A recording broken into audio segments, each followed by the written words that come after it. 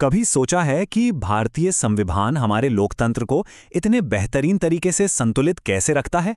तो आज हम इसी के 3 सबसे जरूरी स्तंभों को समझेंगे। हमारे अधिकार, हमारे कर्तव्य और सरकार के लिए दिशा निर्देश, और देखेंगे कि ये तीनों मिलकर काम कैसे करते हैं। तो सबसे पहला और सबसे बड़ा सवाल कि हमारा संविधान ये हमें सिर्फ कुछ देता ही है या हमसे कुछ चाहता भी है।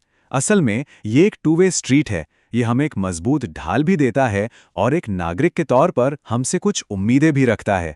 और यही यही वो बैलेंस है जो हमारे लोकतंत्र की जान है।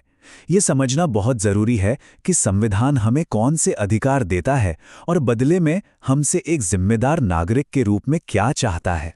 देखिए, ये संतुलन संविधान में कितनी खूबसूरती से बनाया गया है।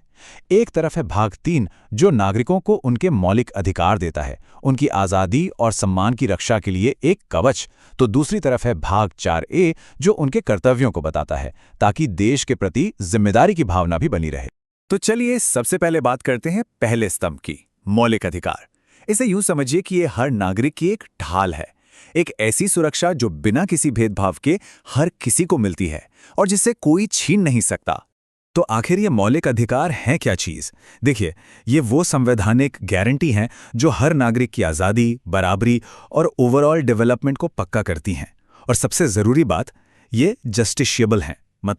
मतलब ये कि अगर सरकार या कोई भी इन अधिकारों को छीनने की कोशिश करे तो सीधे अदालत का दरवाजा खटखटाया जा सकता है। हमारे संविधान में मोटे तौर पर 6 तरह के मौलिक अधिकार दिए गए हैं। एक नजर डालते हैं इन पर।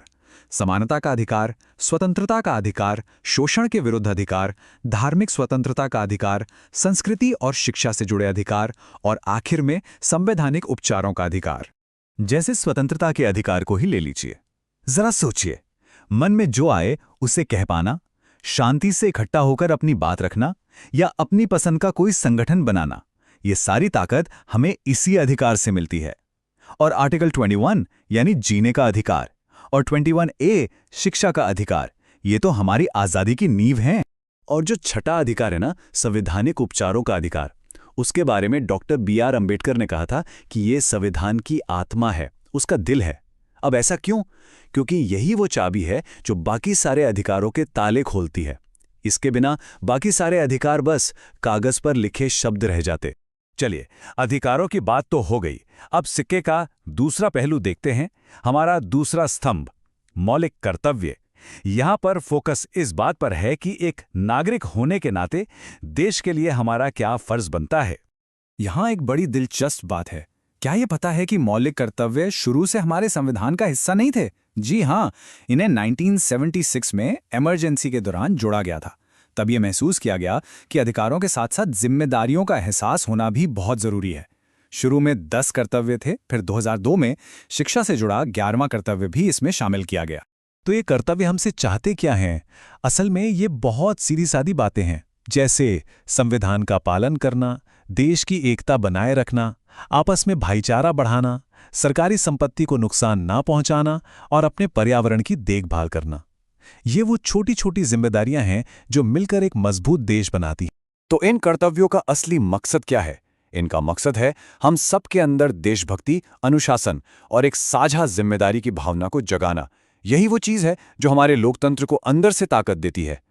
अब बारी है हमारे तीसरे और आखिरी स्तंभ की, राज्य के नीति निर्देशक तत्व, या जिन्हें DPSP भी कहते हैं। इन्हें सरकार के लिए एक रोड मैप या एक गाइड बुक की तरह सोच सकते हैं। तो ये DSPs हैं क्या? ये बेसिकली संविधान की तरफ से सरकार को दिए गए निर्देश हैं कि भाई जब भी कोई कानून बनाओ तो इन आदर्शों को ध्यान में रखना।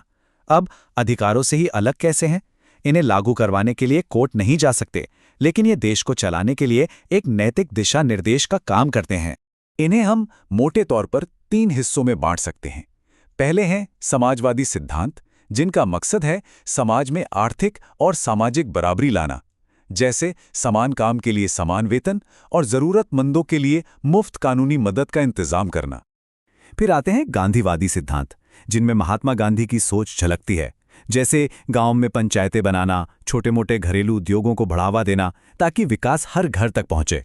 और तीसरी कैटेगरी है उदार बौद्धिक सिद्धांतों की, जो एक मॉडर्न प्रोग्रेसिव भारत का विजन सामने रखते हैं।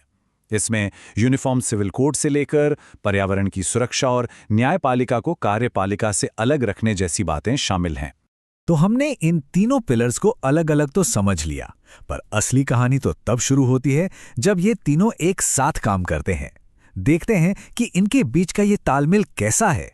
तो अधिकार और कर्तव्यों में जो मेन फर्क है वो क्या है? देखिए, सीधी सी बात है, अधिकार वो हैं जिनकी कानूनी तौर पर मांग की जा सकती हैं, जबकि कर्तव्य हमारी नैतिक जिम्मेदारियां हैं।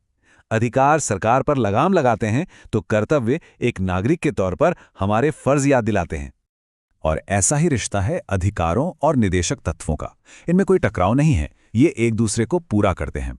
सोचिए, मौलिक अधिकार वो हैं जो हमें आज अभी मिले हुए हैं, और निदेशक तत्व वो हमारे आने वाले कल के लक्ष्य हैं। इसका सबसे बढ़िया उदाहरण है शिक्षा का अधिकार। कई सालों तक ये सिर्फ एक निदेशक तत्व था, सरकार के लिए एक लक्ष्य, लेकिन 2002 में इसी लक्ष्य को एक मौलिक अधिकार बना दिया गया। ये दिखाता है कि कैसे आज के निदेशक तत्व कल के अधिकार बन सकते हैं। और ये सिर्फ एक किताबी बात नहीं है।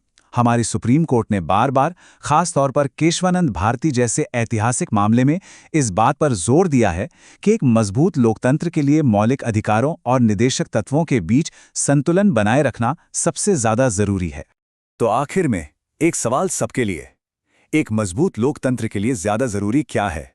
अपने अधिकारों के लिए लड़ना या अपने कर्तव्यों को निभाना? शायद असली जवाब इन दोनों के बीच सही संतुलन खोजने में ही छिपा है। इस पर सोचिएगा जरूर।